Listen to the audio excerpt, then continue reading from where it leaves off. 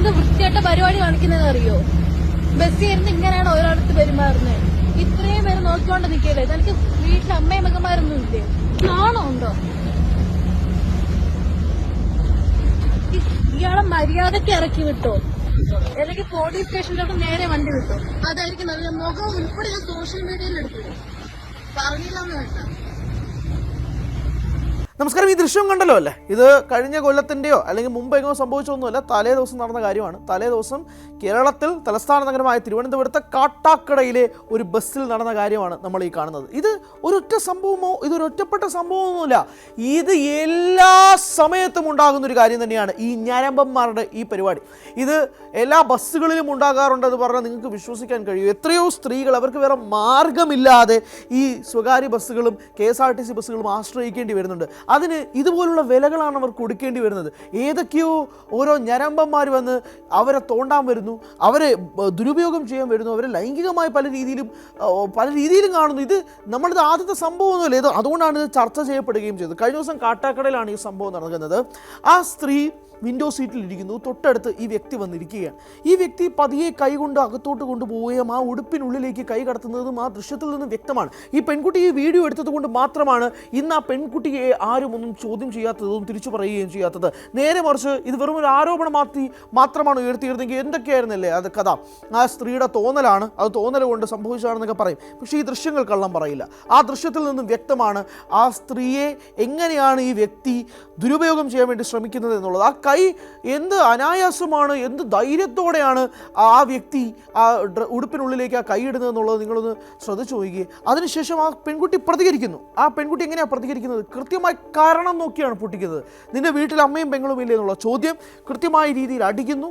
Bus നിർത്തുന്നു, അല്ലെങ്കിൽ police സ്റ്റേഷനിലേക്ക് പോകണം, അല്ലെങ്കിൽ തന്നെ ഇവിടുന്ന് ഇറക്കി വിടണമെന്ന് കണ്ടക്ടറോട് പറയാണ്. കണ്ടക്ടറോട് രണ്ട് കാര്യങ്ങളാണ് പറയുന്നത്. ഒന്നുകിൽ ഇയാളെ ഈ ബസ്സിൽ നിന്ന് ഇറക്കി വിടണം, അല്ലെങ്കിൽ ഈ വണ്ടി നേരെ പോലീസ് സ്റ്റേഷനിലേക്ക് പോകും. എന്തായാലും ഈ ദൃശ്യം സമൂഹ മാധ്യമങ്ങളിൽ കഴിഞ്ഞ ദിവസം തൊട്ട് വൈറലായി മാറുന്ന ഒരു കാഴ്ചയും കൂടിയുണ്ട്. എന്തായാലും ഇതൊരു ഒറ്റപ്പെട്ട സംഭവമേ അല്ല. ഇത് പലകുറിയായി പല ആവർത്തിയായി KSRTC ബസ്സുകൾ സംഭവിച്ചിട്ടുമുണ്ട്. അത് നമ്മൾ പലതും വാർത്തയാക്കിയിട്ടുമുണ്ട്. ഇതുപോലെ യാത്രക്കാരിക്ക് നേരെ ലൈംഗികാവയവം കാണിക്കുക എന്നുള്ള തുടങ്ങിയ മനോവൈകല്യങ്ങളൊക്കെ ഇഷ്ടം മാതിരി ഉണ്ട് നമ്മുടെ നാട്ടിൽ. എന്ത് വേണം പറയാൻ. പലരും KSRTC ബസ് ഉപയോഗിക്കുന്നത് തന്നെ ഇതുപോലെ സ്ത്രീകളെ തോണ്ടാനും പിടിക്കാനും വേണ്ടി മാത്രവും കൂടിയാണ്. ഇതൊക്കെ പറയുമ്പോൾ തന്നെ ഏറ്റവും ലജ്ജാകരമായിട്ടുള്ള കാര്യം കൂടിയാണ് തോന്നുന്നത്. ഇതിനെതിരെ പ്രതികരിക്കാൻ പോലും പലരും വരാറില്ല എന്നുള്ളതാണ്. ഇതുപോലെ KSRTC ബസ്സിലുണ്ടായ എത്രയോ സംഭവങ്ങൾക്ക് പോലും സ്ത്രീകൾ നേരിട്ടിറങ്ങി പ്രതികരിക്കുമ്പോൾ പോലും ചുറ്റുമുള്ളവർ മിണ്ടാതെ നോക്കിയിരിക്കുന്ന ഒരു കാഴ്ചകളും കൂടി കാണാറുണ്ട്. പ്രതികരിക്കാറില്ല. പ്രതികരിക്കാൻ ധൈര്യമില്ലാത്തത് കൊണ്ടാണോ എന്ന് മനസ്സിലാവാറില്ല. ഒരു പെൺകുട്ടി നേരിട്ടിറങ്ങി വന്നിട്ട് തനിക്ക് പറ്റിയ സംഭവം അവിടെ വെച്ച് തന്നെ ഓൺ ദ സ്പോട്ട് ചോദ്യം ചെയ്താൽ പോലും ചുറ്റും നിൽക്കുന്നവർക്ക് എന്താ നടക്കുന്നതെന്ന് മനസ്സിലാവാതെ മിണ്ടാതെ നോക്കി നിൽക്കുന്ന കാഴ്ചയാണ് ഉണ്ടായത്. അത് തന്നെയാണ് കഴിഞ്ഞ ദിവസത്തിൽ സംഭവിക്കുകയും ചെയ്തത്. എന്തായാലും ഈ ദൃശ്യങ്ങൾ സമൂഹ മാധ്യമങ്ങളിൽ വളരെയധികം വൈറലാണ്. ഇത് ആദ്യത്തെ സംഭവമല്ല എന്നുള്ളത് പ്രേക്ഷകർക്കും എനിക്ക് നന്നായിട്ട് അറിയാവുന്ന കാര്യം കൂടിയാണ്. ഇതുപോലെ KSRTC ബസ്സോ അല്ലെങ്കിൽ ഇതുപോലെ പ്രൈവറ്റ് ബസ്സുകളോ ഒക്കെ ഉപയോഗിക്കുന്ന നിരവധി സ്ത്രീകൾ നമ്മുടെ വീടുകളിൽ തന്നെ ഉണ്ടല്ലോ. അവരുടെ സുരക്ഷ ഉറപ്പാക്കേണ്ടത് നമ്മുടെ ഓരോരുത്തരുടെയും ഉത്തരവാദിത്വം കൂടിയാണ്. ട്രെയിനുകളിൽ പോയി ഈ സ്ത്രീകളുടെ ഫോൺ നമ്പർ എഴുതി വെച്ചിട്ട് അവർക്ക് ശല്യം ഉണ്ടാക്കുക. ഇപ്പോൾ തന്നെ ഏറ്റവും പ്രധാനപ്പെട്ട ഒരു വാർത്തകളിലൊന്ന് അതാണ്. ഈ സ്ത്രീ സുരക്ഷ എന്ന നാഴികയ്ക്ക് 40 വട്ടം പറയുന്ന സർക്കാർ ഉൾപ്പെടെയുള്ളവർ ഇത് കാണേണ്ട സമയമൊക്കെ അതിക്രമിച്ചു കഴിഞ്ഞിരിക്കുന്നു. ഇതുപോലെ ലൈംഗിക വൈകൃതമുള്ള മനോവൈകൃതമുള്ള ആളുകൾ ഇതുപോലുള്ള രീതിയിൽ സ്ത്രീകളെ മോശമായ രീതിയിൽ ഇതുപോലുള്ള രീതിയിലൊക്കെ കാണുകയും അവരെ തോണ്ടാനും ഒക്കെ പോകുമ്പോൾ ഇത് സംസാരിക്കപ്പെടേണ്ട വിഷയമാണ്. ഇത് ചോദ്യം ചെയ്യപ്പെടേണ്ട വിഷയമാണ്. ഇതിനെതിരെ കൃത്യമായ ഒരു ആക്ഷൻ എടുക്കേണ്ടതുണ്ട്. ഇതുപോലുള്ള പല കാര്യങ്ങളും പല ആവർത്തി ഇതുപോലുള്ള സംഭവങ്ങൾ വരുമ്പോൾ പോലും സർക്കാർ നേരെ ചോദിക്കാറുണ്ട്, പക്ഷെ മറുപടി കിട്ടാറില്ല.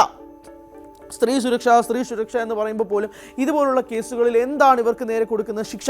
സവാദിനെ പോലെ ജയിലിൽ നിന്ന് ഇറങ്ങി വരുമ്പോൾ മെൻസ് അസോസിയേഷൻ എന്ന പേരിൽ ഹാരവും കൊടുത്ത് സ്വീകരിക്കുന്നതാണോ നമ്മൾ ഇന്നത്തെ കേരളത്തിൽ സമൂഹത്തിൽ കാണുന്നത്? ഇതുപോലെ തന്നെയല്ലേ സവാദിനെ സ്വീകരിച്ചത് മലയാളികളെന്ന് ഞാൻ വിളിക്കില്ല, അന്ന് ഓൾ കേരള മെൻസ് അസോസിയേഷൻ. അവരെന്താ ചെയ്തത്? ഇതുപോലൊരു പെൺകുട്ടിയെ ബസ്സിനുള്ളിൽ വെച്ച് തന്നെ ലൈംഗികാവയവം കാണിച്ചു എന്ന് പറഞ്ഞുകൊണ്ട് ആ പെൺകുട്ടി നേരിട്ട് രംഗത്തെത്തി വന്നിട്ട് പറഞ്ഞിട്ട് ഈ സവാദ് എന്ന വ്യക്തി അതിനുശേഷം ഇതേ രീതിയിൽ തന്നെ ഇതുപോലൊരു ബസ്സിൽ വീണ്ടും ഇതുപോലെ ലൈംഗികാതിക്രമം കാണിച്ചില്ലേ? അപ്പോൾ എന്തുകൊണ്ടാണ് ഇവർക്കൊക്കെ വീണ്ടും ഈ ധൈര്യം വരുന്നത്? ഈ ധൈര്യങ്ങൾ വീണ്ടും വരുന്നത് ആദ്യം ചെയ്തപ്പോൾ വലിയ ശിക്ഷയൊന്നും കിട്ടിയില്ല. ജയിലിൽ നിന്ന് ഇറങ്ങിയതിന് ശേഷം എനിക്ക് പൊന്നാട, ചെണ്ട്, റീത്ത്, മാല തുടങ്ങി എല്ലാത്തിലും വെച്ച് സ്വീകരണം എന്നൊക്കെ പറയുമ്പോഴേക്കും ഇവർക്കുള്ളിലൊരു ധൈര്യം ഉണ്ടാവുകയാണ്. ഇവിടെ എന്തും നടക്കും എന്നുള്ള ധൈര്യത്തിൻ്റെ പുറത്ത് കാണിച്ചു കൂട്ടുന്ന ഈ തോന്നിവാസങ്ങൾ, തെമ്മാടിത്തരങ്ങൾ ചോദ്യം ചെയ്യപ്പെടേണ്ടതുണ്ട്. അത് ഇനിയും ചോദ്യം ചെയ്യപ്പെടുക തന്നെ ചെയ്യും.